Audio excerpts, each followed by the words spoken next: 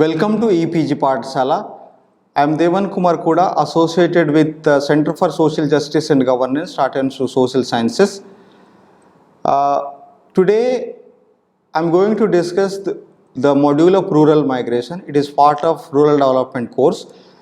This module has a range of objectives: the importance of rural migration, definitions of rural migration, and various theories of migration will be elaborately discussed. Where further, the patterns of migrations and importance of rural migration and their livelihood patterns will be discussed. Further, how it is impacted in urban India and further in rural India, that will be elaborately discussed.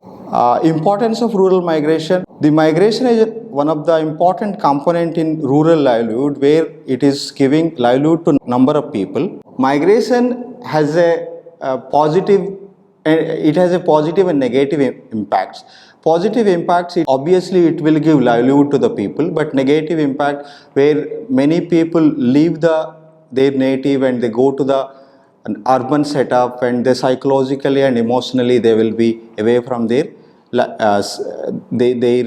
home place. So that will give the negative psychological stress. Further, in India, census defines the migration. Rather, the census captures the entire pattern of migration, how the people mobility, what is the definition of migration, what is the duration of migration.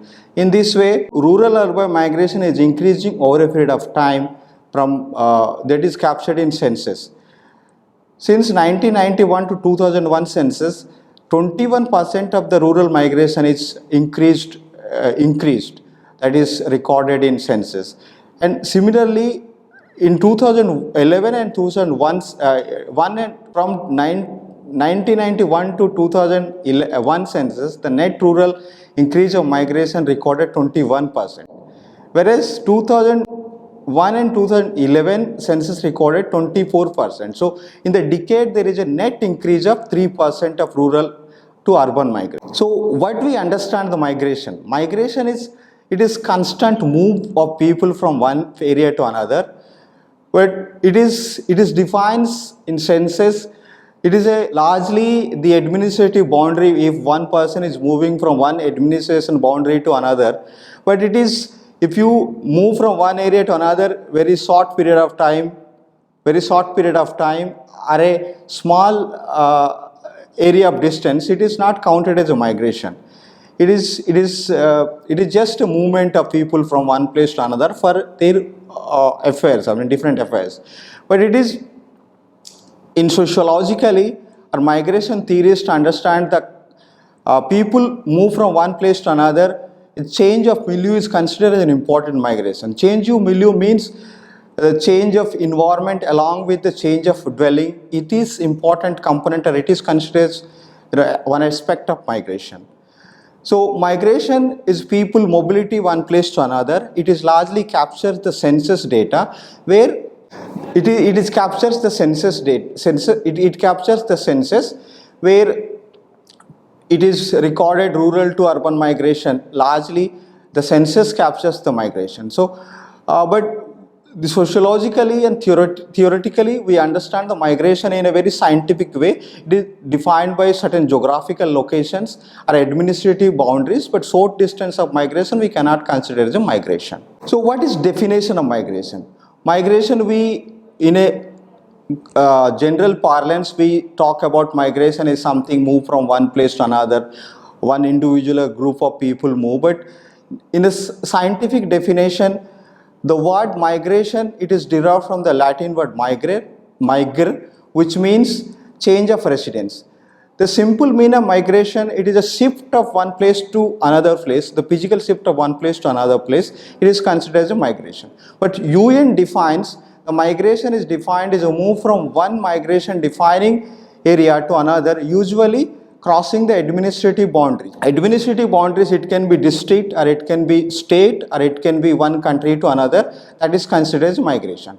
According to Weinberg, he defined the human migration is a changing of place of abode permanently or temporarily for an appreciable duration of period. So duration of period is also important. So duration of period is not considered as a migration. It is a it is a significant number of days or significant number of months is considered as migration. So, but migration is a phenomenon which takes as a general process of migration, but the person who moves one place to another is called migrant. Migrant is a person who changes his usual place of residence from one place to another is a migrant. Migration is a process. The person who takes or who moves the migration is called as a migrant. Migration has a different processor and different patterns. It is national migration within the country and international migration. People move one country to another country.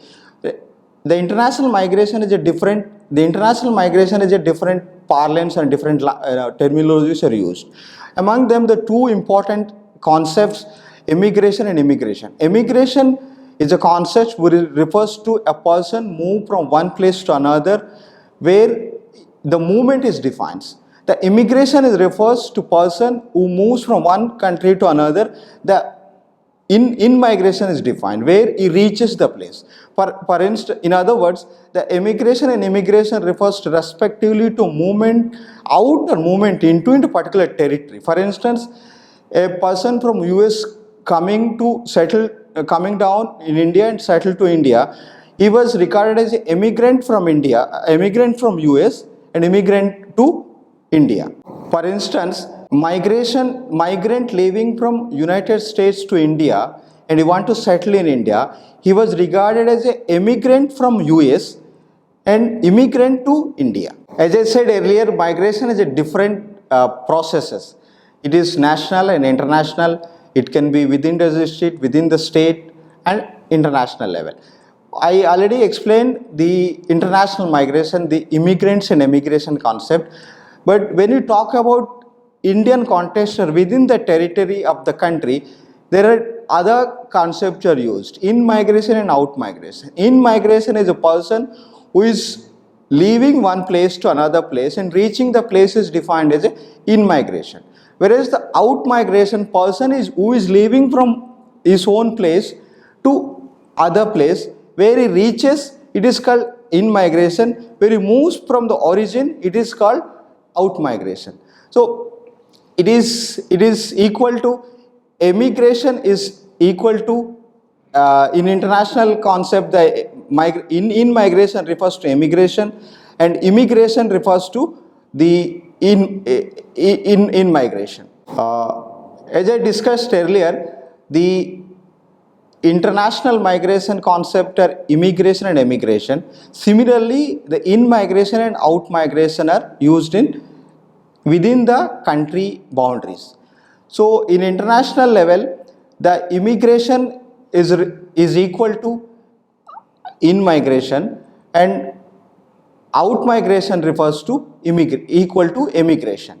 So in this way, students should not confuse with the concept of in migration, out migration that is used in within the national territory, within the country boundaries, where the immigration and immigrations are the concept are used for international migration.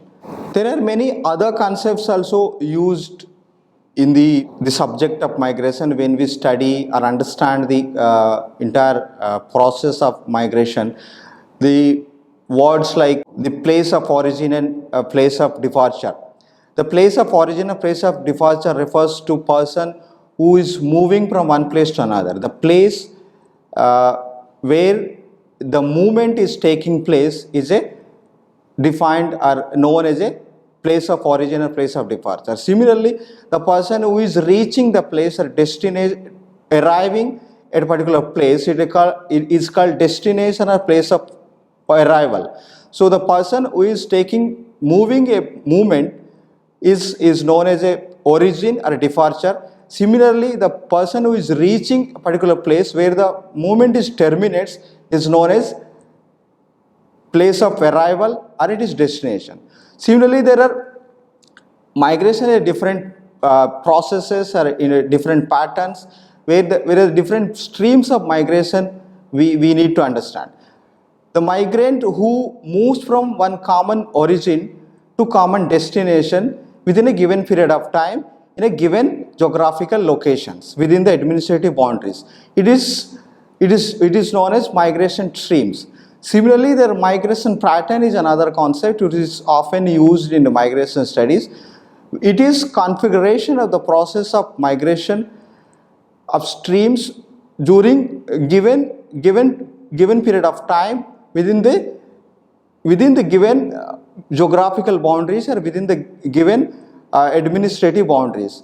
So the migration stream is a process where a person moves from one place to another place, or group of people move from one place to another place. It is in a given period of time. It is known as migration stream. The pattern can be different pattern. It is largely defined in a time intervals. Time interval, it can be short term or it can be long term, it can be seasonal or it can be very circular. So the stream is a movement of one group, one individual or a group of people where to in search of livelihood or in search of job.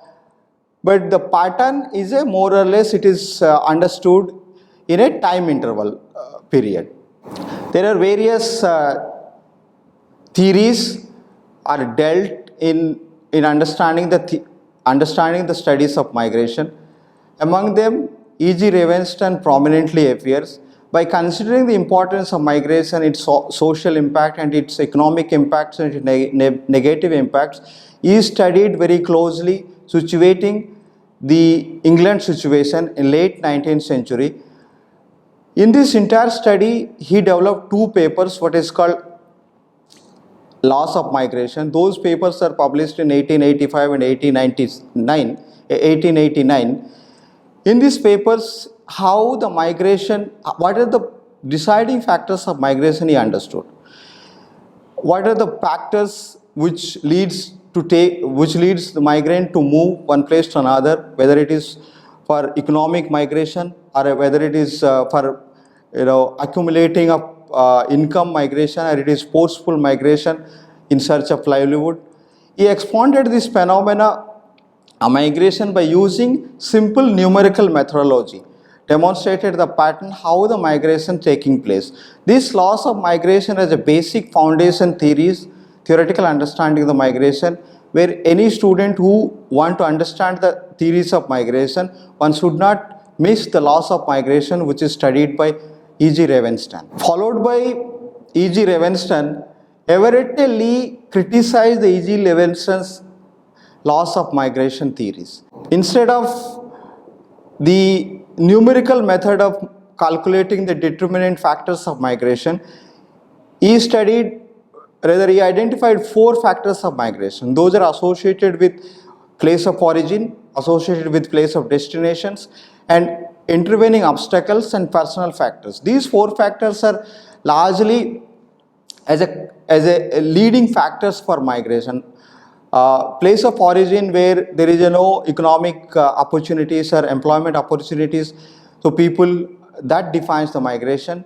Or the place of destination, where destination also attracts the people, where the livelihood opportunities will be available, so they leave the origin to reach the destination. And the intervening obstacles is also leading factors of migration. And personal factor, whether it is economic migration or it is education migration or it is forceful migration in search of livelihood. So these four factors are comprehensively studied and theoretically dealt by Everett Lee, where he criticized the earlier theory, E.G. Ravenstein's theory, and he propagated these four factors of migration. So he divides the existing process of influences of migration, and how rather he divides the migration in different calculated methods like pluses and minuses, where pluses and minuses can be waived, where if the balance is zero, then the migration doesn't yield any benefit. If pluses are more, then the migration yields benefit, so the migration can be taken place. But minuses are more, then the migration cannot be taken place, where in the destination you would not get better yield, or he cannot be benefited even if the migration take place or the migrant who goes to the place, the migration doesn't yield a better perspective.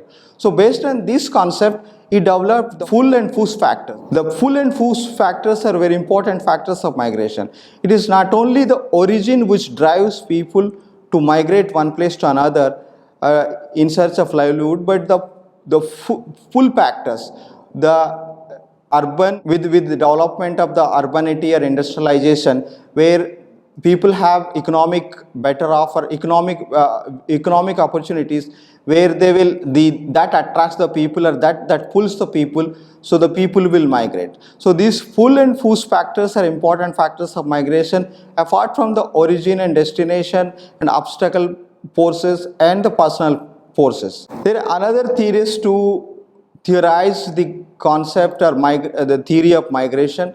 He postulated the simple two-sector model, where the agriculture is a lower, if the agriculture is a very low productivity, it is not yielding better productivity, or there is a no economic gain, then this surplus labor from this agriculture sector can be transferred into industrial sector that is much more developed, where that the surplus labor can be reduced. In the agriculture sector, where many people are involved in the same process of production, but the yield is not has economic gain.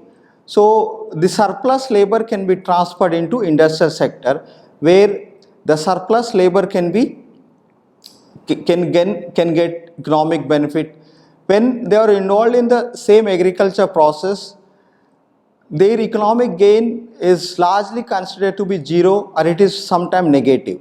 So the surplus labor can be transferred into industrial sector. That is, the Arthur Levy's model is propagated the theory, but it is further expanded extensively by Professor Gustav and Reynes, and further associated by John Feeney. So these three people, Levy's, Feeney's and Reynes, are theorized this model, the two-sector model, economic opportunity model, where the agriculture production is very low, so the surplus labor is involved there, but their production is not yielding better income or better economic gain, so they can be transferred into modern, much more developed and industrial sector.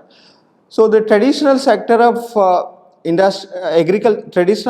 agriculture is a zero productivity or a very low productivity. So the surplus labor can be transferred to industrial sector, so their economic opportunity can be enhanced, or their income can be enhanced. There is another model called Todaro model, who claims the migration lies in the incorporation probability to income differential model of migration. Todaro postulates the migration rural-urban differential with expectation rather than actual earning of income. So it is not something that somebody has a definite calculation whether he will get the job in which place he goes, or how much earning he would be calculated, or what is the particular wage that he will be getting. So it is more of expected, based on the expected calculation, one pattern of migration or individual migration takes place. So there is no definite defining things.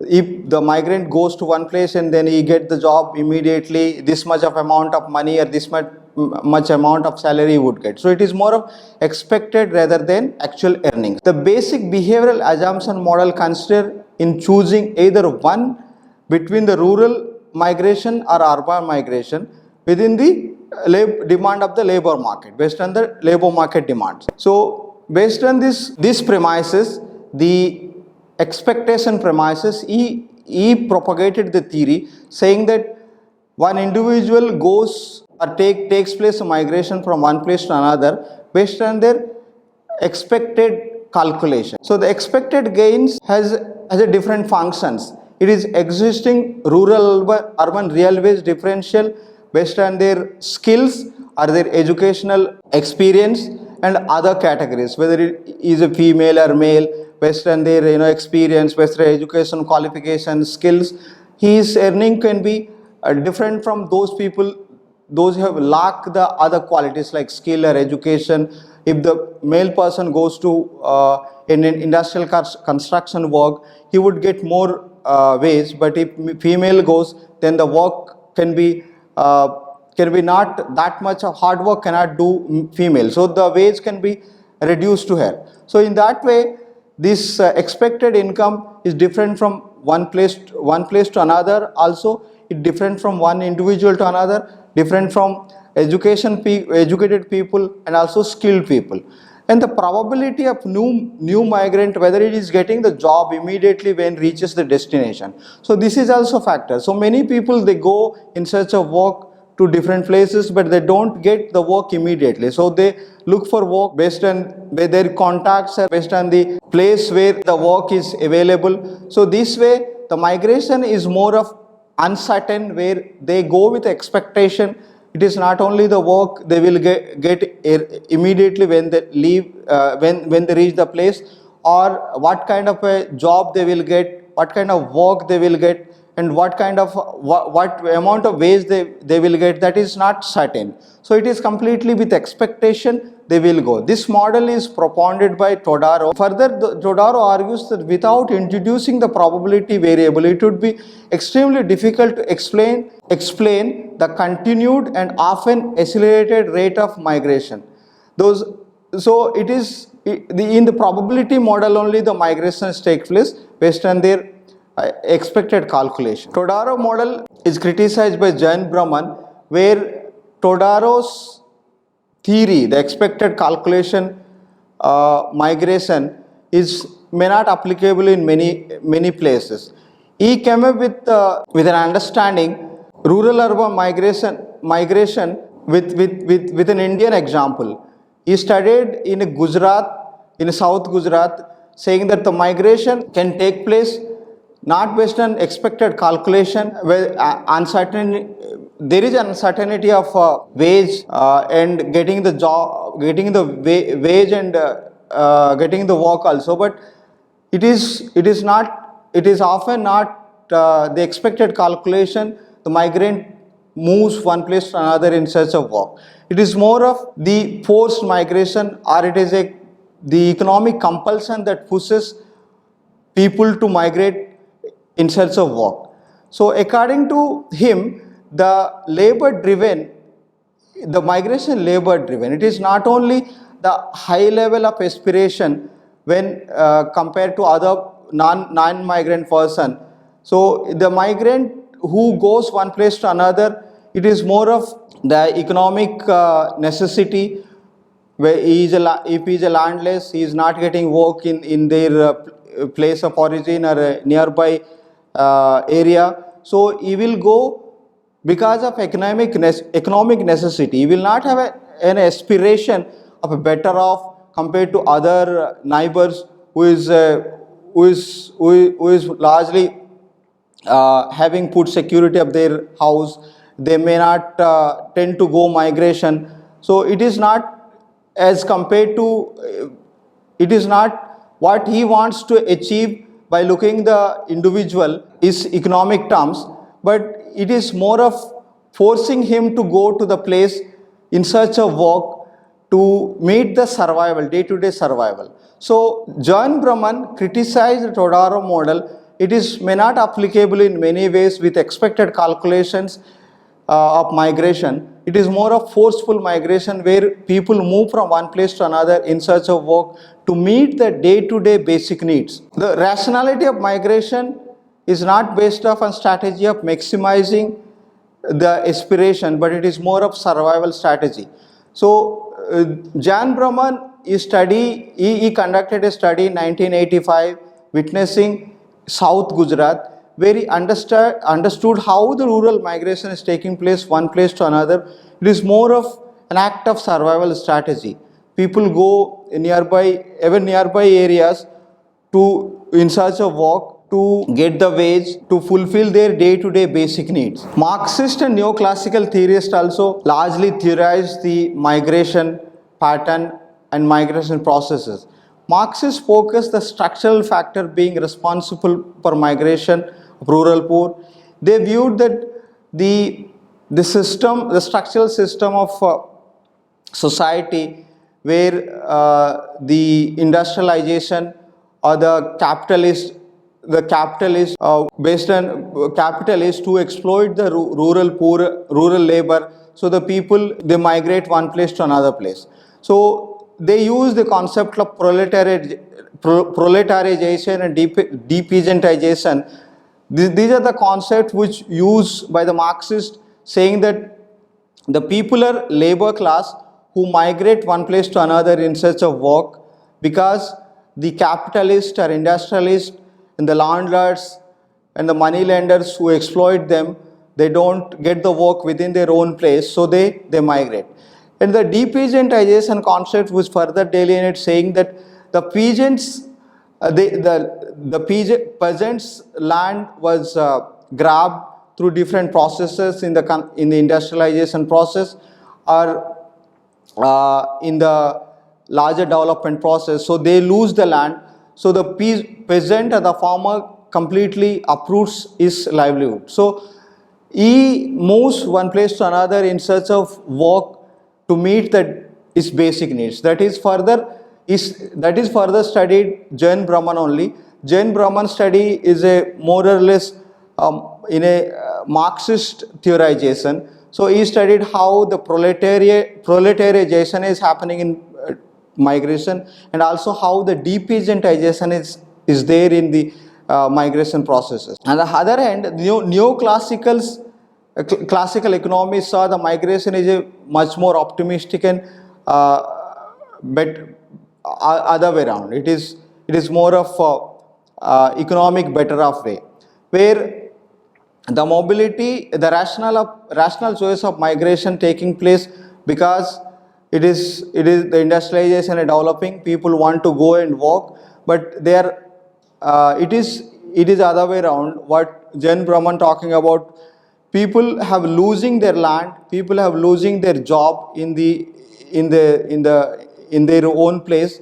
So because of the capitalist or the industrialization approach. So in this process, they lose the land and they lose their job. That is what the people migrate. But it is the neoclassical understanding is different. It is counter to the Jain Brahman's the Marxist way of understanding. So the labor migration is largely it is the neoclassical people, they understand the migration is more voluntary choice. It is for economic better off or economic gain. But the Marxist understanding of migration, it is more of forceful migration. When they lose their economic livelihood system, they get uprooted their economic livelihood system. That is what they move. They take place. The migration take place, and they get the livelihood. So, in the larger understanding of migration, there are two factors, that pull factors and pull factors delineate the migration. The pull factors is more of economic opportunity, where the opportunities pull the people, but the push factors, it is more of poverty, backwardness and underdevelopment, where they don't get opportunities of work in their own place to meet the day-to-day needs and their survival. That is what the migration take place. So in this context, it is largely studied based in this way. In Indian context, Desinger extensively studied the migration and the process of migration, its impact of migration. She highlighted saying that there is a migration is taking place. It is largely unorganized migration that contributes 60% of GDP, and the unorganized workforce is 22% of unorganized workforce contribute to migration, and they work many low-level profile job. That is where the 92% of the migrant workers and unorganized workers are contributing in Indian economy. So their contribution to GDP is 62%. Their workforce is 92%. Neo-Malthusian perspective of rural migration. Neo-Malthusian scholars saw the migration is more of ecological refugees. The ecological refugee concept delineates saying that the natural calamities and natural catastrophes that leads to migration. There will be drought and there will be crop failure, there will be cyclone, the entire crop will be uprooted, there will be declining of rain, or there will be decline of agriculture opportunities, decreasing production, even the fluctuation of market. These are all the ecological refugee concept largely delineated the Malthusian understanding of neo-Malthusian understanding of migration, where the people land will be fragmented over a period of time with the drought and flood, natural calamities and natural catastrophic processes, and that there will be demographic pressure where population will grow, and there will be deforestation and soil erosion and other. These ecological refugee concept is dealt the neo-Malthusian perspective of understanding, where the challenge of migration, it is not only the economic opportunity, or it is not only the full factors, but it is more of ecological refugee concept. It is largely the natural calamity and natural catastrophe that push the people in search of livelihood. Thus, the different theoretical understanding of the migration, what we largely see is a full and push factors are that leading to migration. Migration is not only one factor that responsible migration, but both of the factors. It pushes the people from one place to another because of their poverty and backwardness, and pull the people where the opportunities are available to them. The economic opportunities would be much more perspective, where they can get the job, starting from construction worker and industrial labor or many other range of work. People that way they see the work is available there. In that calculation, the people migrate one place to another in search of their livelihood. Migration pattern and significance of rural livelihood. Contemporary rural migration of Indian rural poor is overwhelmingly circular in nature. But where the household relatively have food security and better economic opportunity or better income, they don't migrate.